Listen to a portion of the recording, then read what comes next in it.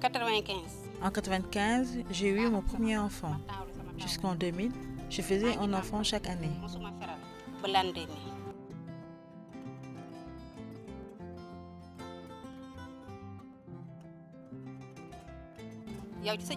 Maintenant, avec la planification familiale, je me sens beaucoup mieux.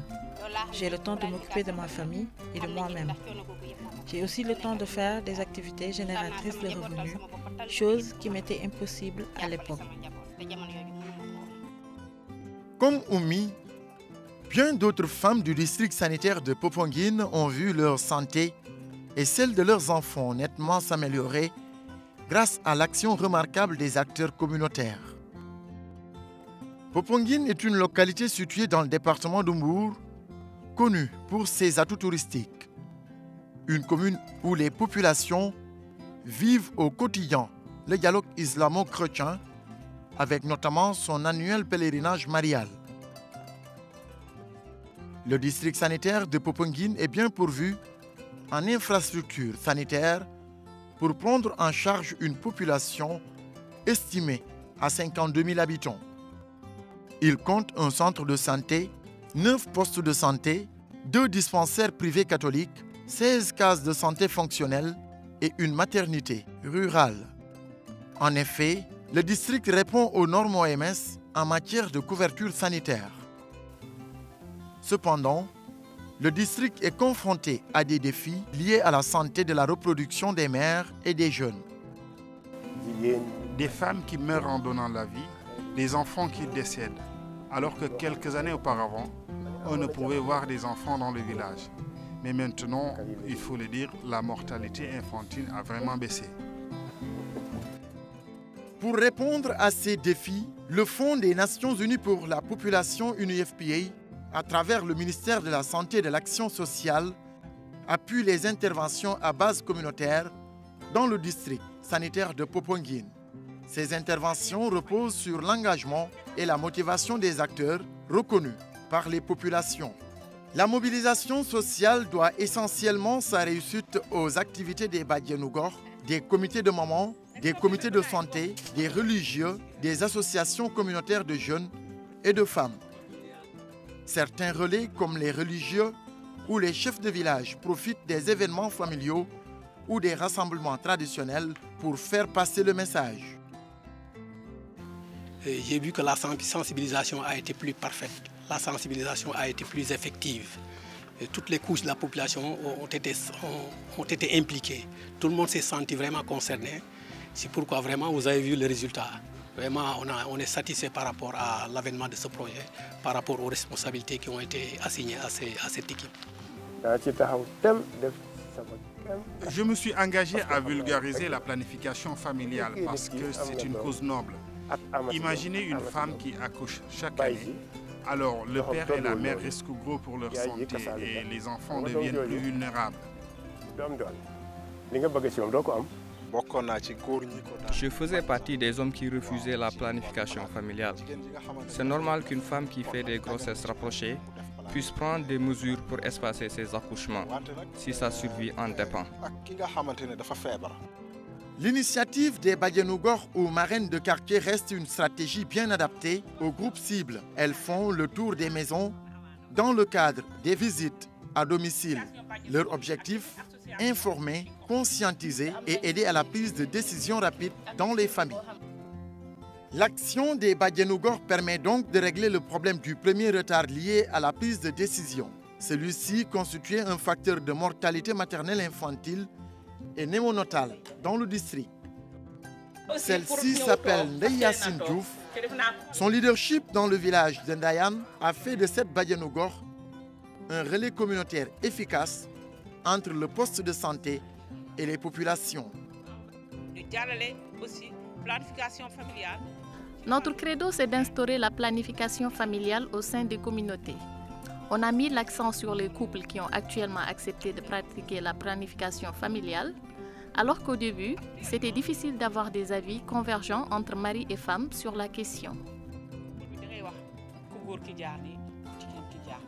Le relais communautaire de notre quartier nous encourage à venir au poste de santé pour un suivi régulier de nos visites médicales.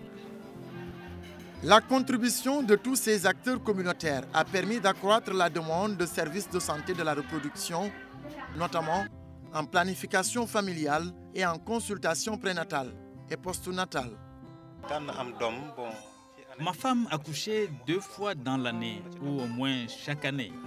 Elle avait de la peine à s'occuper en même temps du bébé et de l'enfant qui venait d'être sevré.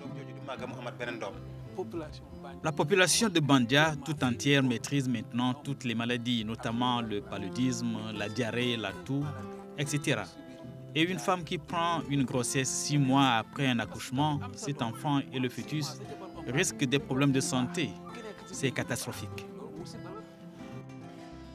Le dispositif communautaire encourage ainsi les femmes à recourir davantage aux structures sanitaires pour des informations et des services de santé de la reproduction. Au village de Rafo, la planification familiale était vraiment méconnue. Maintenant, toutes les femmes sont informées et conscientisées et la pratique est devenue systématique. Désormais, elles suivent régulièrement leurs visites prénatales et postnatales. Les accouchements se font dans les structures de santé. Même le taux de mortalité infantile dû à certaines maladies courantes a considérablement baissé dans le village. On n'a plus d'accouchement à domicile ici parce qu'ils sont en train de faire des causeries, préparer la patiente pour l'accouchement. Pour les CPN, la même chose. On leur explique les signes de danger qu'il faut voir pour que la patiente se déplace au niveau de la structure. On ne veut plus voir des enfants qui souffrent pendant des jours. Désormais, on n'attend plus pour faire ces consultations ou celles de la famille, car les caisses de solidarité mises en place grâce au soutien de l'UNFPA permettent de remédier au deuxième retard. En clair, l'accès aux structures sanitaires devient plus facile. Quand une femme vient à la case de santé pour des consultations et qu'elle n'a pas d'argent, elle peut prendre sur les 50 000 francs de la caisse de solidarité. Pour les accouchements aussi, c'est pareil, même si elle doit être référée à une autre structure de santé. Le leadership du médecin-chef de district et l'engagement de toute son équipe dans la planification, la mise en œuvre et le suivi des activités au niveau communautaire ont également été des facteurs déterminants de réussite. Le personnel qualifié, tel que les infirmiers et les sages-femmes, ont été formés. Formés sur quoi? Sur les techniques contraceptives, sur les soins après avortement, les techniques d'échographie obstétricale pour la prise en charge des urgences. Et dans ce même volet formation, les acteurs communautaires aussi, à savoir les Badianougor, les comités mamans et les relais, ont été capacités aussi sur la santé de la reproduction. Et il y a eu aussi les jeunes qui ont été formés sur la santé de la reproduction des ados jeunes. Le taux de prévalence contraceptive dans le district est passé de 13% en 2012 à 16,4% en 2013. Le taux d'accouchement assisté, situé entre 80% en 2012, est monté à 88,6% en 2013.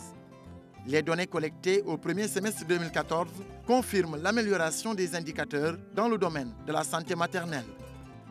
Si nous prenons le taux d'achèvement de la CPN, en 2012, elle était à 52,02%.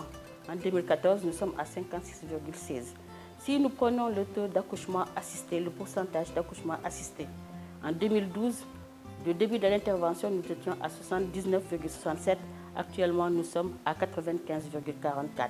La CPON, en 2012, nous étions à 48,39% et en 2014, septembre 2014, parce que l'année n'est pas encore terminée, nous sommes à 78,55%. Pour encourager la dynamique, le district sanitaire honore régulièrement les acteurs communautaires en reconnaissance à leurs performances enregistrées. Malgré l'enclavement de certaines localités, la mise à disposition de moyens de transport a rapproché les populations des structures de santé.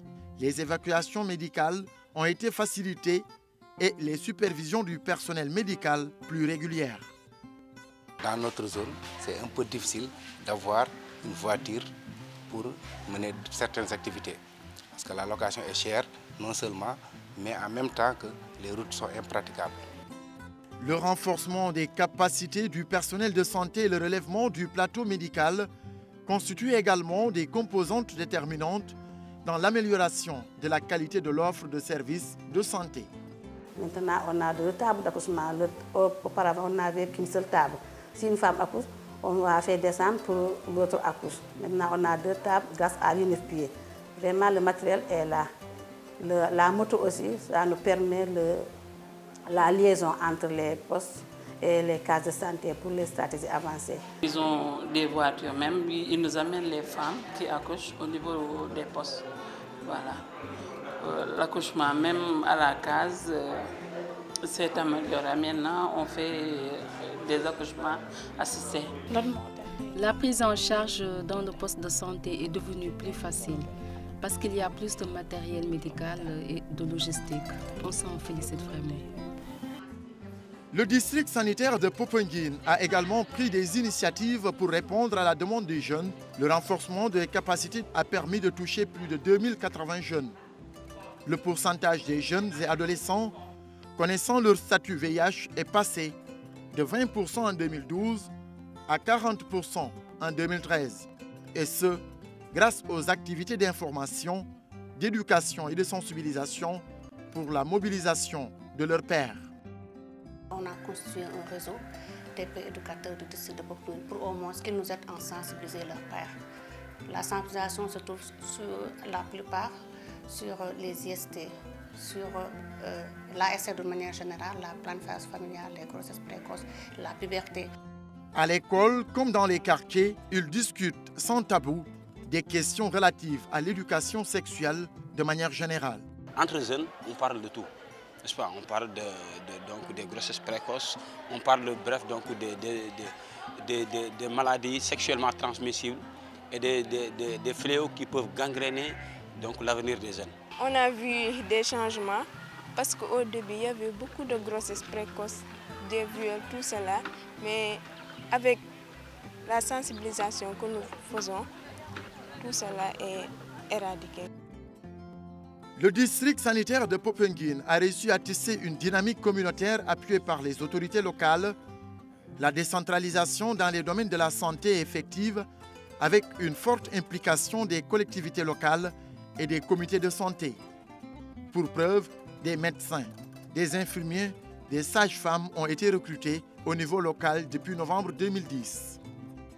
Je dois faire des activités de sensibilisation pour montrer aux gens que ce n'est pas parce que maintenant on est maire qu'on doit laisser les activités, parce que c'est, comme on l'a dit tantôt, c'est des actes humanitaires. On doit continuer à les faire et on est là pour la population. Pour moi, ça fait partie de nos prérogatives.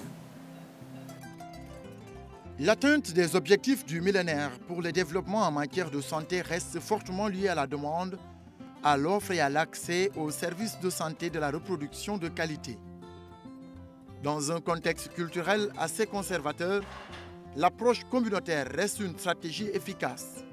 L'implication des populations à la base, l'engagement des autorités sanitaires et des prestataires de santé, le soutien des collectivités locales et des partenaires au développement sont les éléments clés de la réussite de l'approche communautaire à Popenguine.